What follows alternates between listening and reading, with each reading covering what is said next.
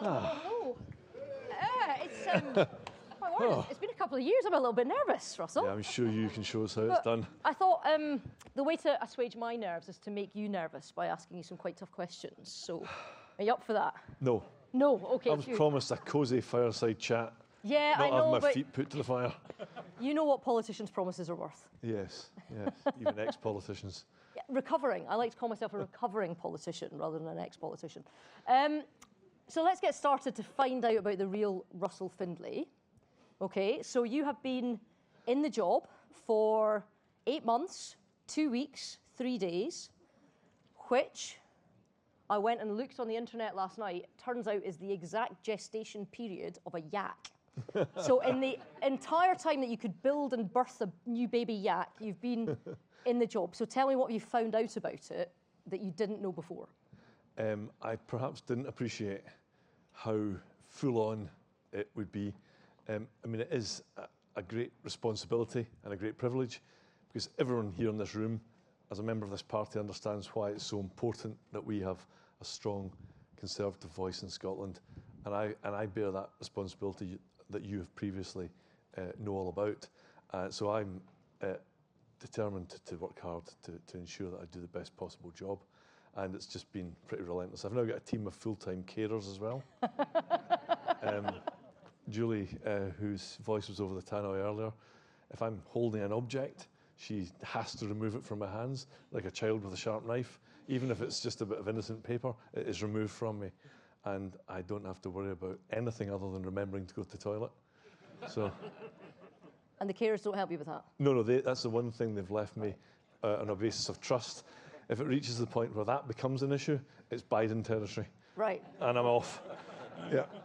But I'm looking at your body language, and you don't look the most relaxed. I'm quite a big shape, you know.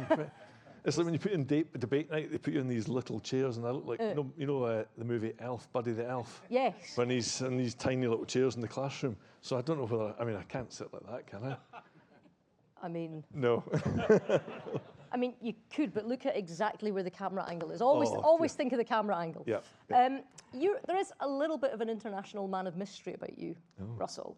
But let's peel back some layers. Firstly, let's discuss why you're an oddity in politics, shall we? Okay. No. Interesting word. I'll explain why. Because quite a lot of people you'll have found in Holyrood are in Holyrood because they are passionately political and have been political for almost all of their life. Their parents were political, they were in political societies at university, they've worked for a politician before they got elected a politician, and it's, they've done it for years and years and years. And I'm thinking, I wasn't one of those people, but I had, done basic things like vote before and been on the voters' roll, which you weren't for many, many years. So explain why you weren't even on the voters' roll for a decade or more. Yeah, well, so in my past life as a journalist, I did a lot of reporting and investigating of organised crime. And as a journalist, you know how easy it is to find people. And the easiest way back then certainly was through the voters' roll. So latterly, I think there's now an opt-out for the public register, which you can do, but there wasn't then. So I took the view it'd be easier just not to be on the voters' roll, to be too readily found potentially by someone who might disagree with my view of them or their business activities. And why crime reporting? Because you've got, for people that don't know, you've properly got a backstory here, you've got a history here, you are very well thought of in the journalism community. I played at it for 10 years before I joined Parliament because I was with broadcasters, which are not the same as the spit and sawdust of a newsroom. Like you properly honed your craft. But you could have got free cars by doing the motoring reviews. Why mix it up with the hardest people in Scotland? Well, yeah, so when you start off as a journalist, I suppose like many occupations, say perhaps lobbying a good example, you might not specialise. As a young journalist, I worked for a local newspaper in Glasgow where you would do the TV review and then the car review, I didn't quite go as far as the horoscopes, but close to it, and everything else in between, news, features, sport, and I did sports reporting for a while as part of the day job, and when I realised I couldn't remember the name of the goal scorer in a 1-0 report, and I had to ask a colleague, I thought, I'm not cut out for this. So Can I tell you something similar? So my first paper was the hugely influential Glenrothes Gazette incorporating the Leslie and Markinch News. And one of my weekly jobs, there were only 3 reporters for the whole paper, one of my weekly jobs was to write a fashion column. Now, I don't know if anybody's ever seen me in my civvies outside of Holyrood, but fashion is not my friend. And it turns out it was not the friend of the people that were reading the Glenrothes Gazette incorporating the Leslie and Markinch News either. Well, I would but disagree. You do a bit of everything. I think reform teal suits you. Yeah. Ooh! So it's going to be like that, is it? Right. No. I mean... so you're saying that the Glenrothes Gazette incorporating the what? Leslie and Markinch had only 3 reporters? Yes. That's probably more reporters there in most national newspapers in Scotland now, which also partly explains why I'm sitting here, because they don't need us anymore. Now, I know a lot's been written. It's funny, when you become the Tory leader, when you run for it, the press latches onto one thing. So I was kickboxing lesbian Ruth Davidson for ages. For you, you were like hitman confounding, or like murder survivor Russell Findlay. But for those who haven't heard the story, tell us about the day a hitman came to call at your house. Okay, so it's coming up for the 10th year anniversary, and it gets more lurid every time I tell it. So if the facts and circumstances have changed any, this is the best version. But it was 2 or 3 days before Christmas 2015. My daughter, who was 10, was in bed asleep because it was the first day of the school holidays. She and I lived alone, and the door went, and there was what looked like a red figure, a postman that appeared behind the glass. I opened the door tentatively because I was pretty aware of my security and so on, and the individual told me he was a postman. He gave me a Royal Mail thing to sign for a package, but this was purely in order to distract me, and I then felt this liquid hitting the right-hand side of my face, which I later discovered was sulfuric acid, and he came through the door at me with, and again, I didn't see this at the time, but he also had a knife. It was quite jarring in the High Court trial later to find that this was a knife from Poundland. I thought, I've got a pound shop hitman with a Poundland knife. And he came through the door at me, and I'm assuming that was because he was attempting to use his knife as well as having thrown the acid. My daughter came downstairs. By this point, myself and the guy had fallen out of the doorway into a kind of monoblock driveway area, and she saw this. And unless she thought I was... So you're properly grappling and fighting? Yeah, and I was just wearing, like a T-shirt and a pair of like shorts and nightwear. I wasn't wearing sort of full-on gym jams or anything, and barefooted. And so you're literally now rolling about with this guy, totally unable to kind of rationalise or think about what's happening other than pure terror. And this is so, every sort of fibre in your being is going, this is serious stuff. Without knowing what is on me, I know this is serious business. And he was at this point trying to get away from me because he's obviously been aware that he's lost control of his knife. And my daughter ran past to a neighbour's, aged 10. She alerted them. They came out. She went in to be safe with them.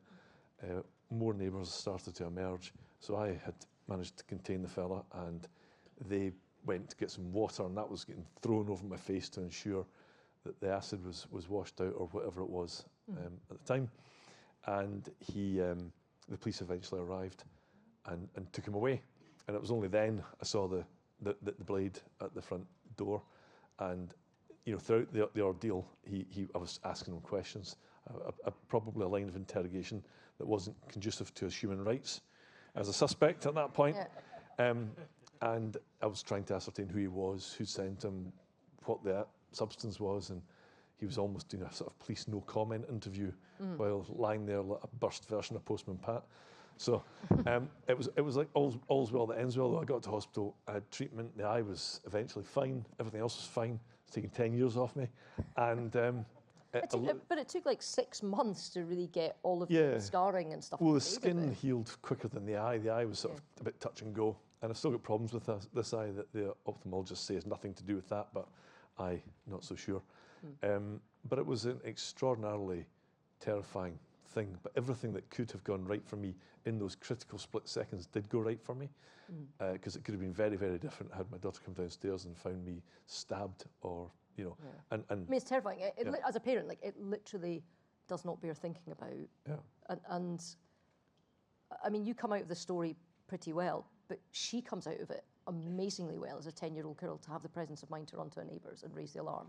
Amazingly well. You must be so proud of her. Yeah, I absolutely am. And Santa came that year. She was on the good list that year. It's a pretty high bar.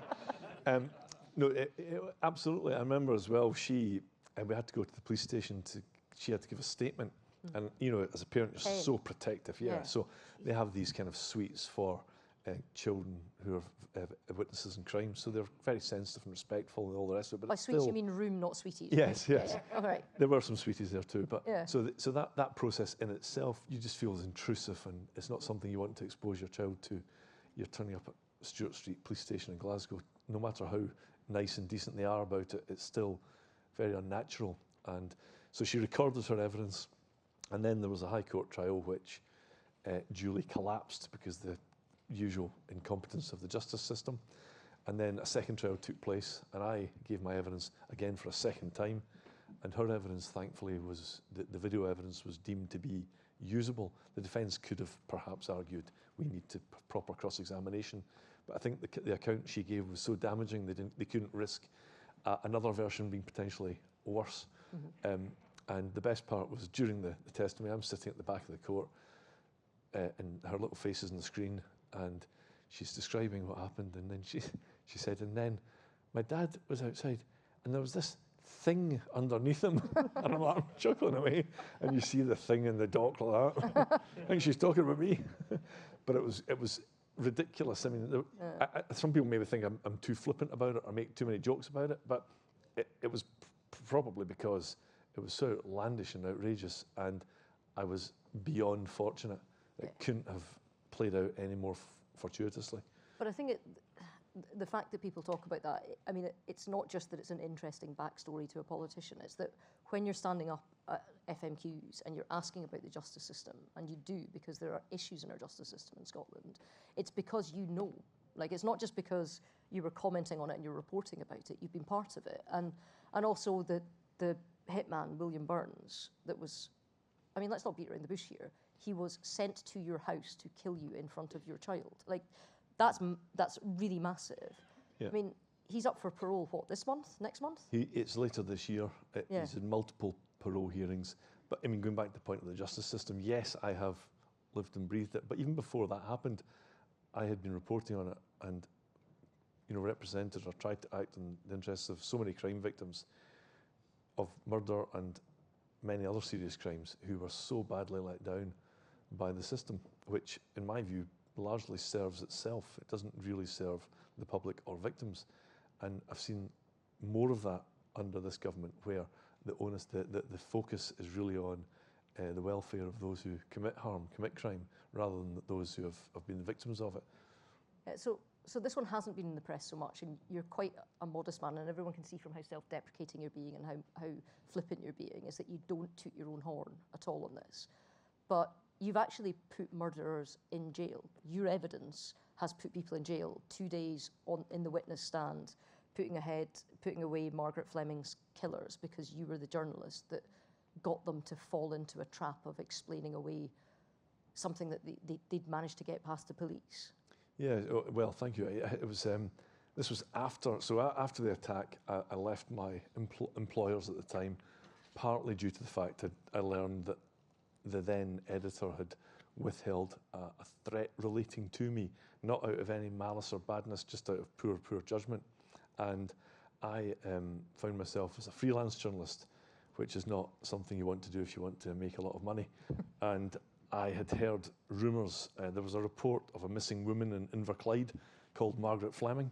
So I should be looking over there sometimes. Apologies, everyone. Didn't see you all there. But there was a woman called Margaret Fleming who was a very vulnerable young woman. She had not been seen for, I think, 20 years, and she'd gone missing as a teenager. And her so-called carers had adopted her after her father had died. And I went to speak to these two carers to see if they might speak to me about these rumours that were abound that some harm had come to her. And initially it was a slow process of engagement and to and fro, and then they eventually did decide to speak. Eddie Kearney and what's her name, Jones, not Margaret Jones, Avril Avril Jones. Jones. Yeah, Eddie Kearney and Avril Jones, and they sat down and told the most outrageous tissue of lies about how this vulnerable young woman was actually an international gangmaster and or drug dealer roaming the continent on numerous false identities, and had not only all that complete and utter nonsense, but the night the police came looking for her after 20 years, someone in the benefits agency realised this claimant had never been seen. That then triggered a chain of events that led to the police taking an interest. According to this testimony, she had been in the house that night and had fled like a ghost into the night, never to be seen again. So they said all this, and we of course recorded it all and then published it and broadcast it simultaneously, because they also stupidly agreed to do a broadcast interview the following day. And within 24 hours, the police had come to us with a warrant for the material, which, for journalistic reasons, you wouldn't have just handed over. And they were charged with murder within a day or two, I think, and duly convicted. But the tragedy, the ongoing tragedy, is Kearney's dead, and I don't think many people will mourn him. But Avril Jones is still with us, and only she knows where Margaret's remains are. And there's all sorts of rumours and speculation. And, people have publicly pled with her to disclose where they are, but it doesn't look like she's going to do the decent thing and tell anyone. And that's not that unusual. There's at least half a dozen cases in Scotland where the remains of the person haven't been found. Now, I have to say that this is all incredibly serious, dark, hard work that you've done in the past. And it is hard when you're been at work and you're hit with things that are unspeakable tragedies to go home and switch off. But the kind of light in your life all the way through this has been your daughter, who you've raised as a single dad since she was 4. I mean, that in itself, you don't talk about it much, but that in itself is not just noteworthy, but commendable. And she's a grown adult now. Is she proud of her dad taking on the Tory party mantle? And did she have a power of veto over it? She did. Yeah. No, absolutely. In 2021, when I stood to become an MSP, she would have been, let me work this out, 15 or thereabouts, and perhaps not as, at that age, not as worldly wise as you are, 20, say. And I sort of explained that what I was hoping to do, intending to do, and had she said absolutely not, I just wouldn't have done it. And that same conversation when I was going for the leadership, if she'd said no, but she's been supportive. I think she probably finds it quite funny. Similar sense of humour. She quite likes the ridiculous and the funny, and she's really supportive. And so much so that she messaged me a screenshot a few weeks ago with her having joined the party screenshot. So there's one young member. That's one question. Well done. Question we get asked all the time. So what are you doing to recruit young members? There we go. That's my answer. So, I guess the natural next question then, as a dad of girls, or dad of a girl, is how's your French plaiting? Were you any good at My Little Pony? How many princess tiaras have you worn down the years? I only got as far as bunches. That was the extent of my hairdressing skills. But no, it was great. I mean, it was, I'm sure you're the same. Yeah. Everyone's got a job of sorts, and it's, everything's, we all want to do the best in what we do professionally, but nothing, absolutely nothing, comes close to the responsibility of being a parent, and the privilege of being a parent. So, and even though she's 20 and she's an absolute, can I say gobshite? She's you're still the same dynamic. You want the very best. So, I'm wondering, because you've been in Parliament now since 2021. You've been leader, like I say, for the gestation period of a yak, 8 months, 2 weeks and 3 days, or whatever it is. Do you feel like a politician yet? Because I never did. I always felt like a journalist playing at being a politician. I sometimes look at other politicians, and it seems that that's all they are. And I suppose if you've been doing it for a long time, that's maybe inevitable. But I still feel like when I walk into the conference, for example, I think, what are they all looking at? Oh, it's me. I'm now in this job. So I don't know if I ever will feel like I wake up in the morning thinking, I'm now a politician. Maybe having been a journalist for so long, that's probably what I would most associate myself with professionally. But maybe with the passage of time, depending how long I last, that might come. Well, you're getting the same criticism that I got, that Annabelle got, that Douglas got, that Kemi's getting now, that every opposition leader in the history of democracy gets, which is, we all know what you're against, but what are you for? What are you for? Yeah. Go on, tell me. You're asking me, right? Yeah, okay. yeah. What are you for? Well, what I'm for is, there was a speech I gave a few months back, and the theme of it was justice. And I don't just mean in the narrow criminal justice sense. I think there's so much injustice in society. And while parties on the left might talk about being progressive and talk about justice, social justice, it's actually a conservative principle. It's a conservative value. It's about fairness in taxation. It's about opportunity in life. It's about trusting people to work hard and giving them the tools to get on in life. And I'm a firm believer in a small and efficient state. And part of the motivation, again, for getting into politics was, for all that I like you, I wasn't an active young politician with those aspirations.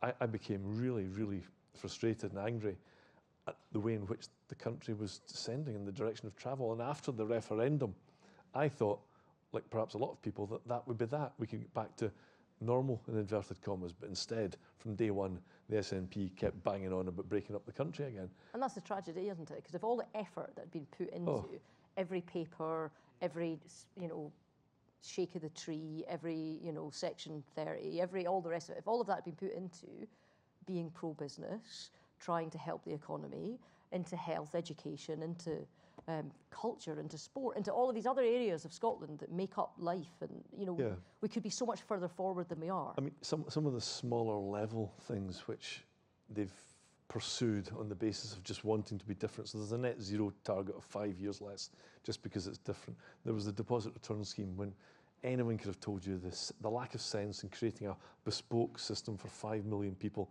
in an island nation was just preposterous and costly virtue signalling. There was the issue about XL bully dogs, where England and Wales moved to ban these dogs because they were killing people, and Scotland and SNP decided to do it differently, even when people warned that this would inevitably lead to dogs coming across the border. And that's what happened. And these dogs attacked people in Scotland, and eventually the SNP were shamed into doing the right thing.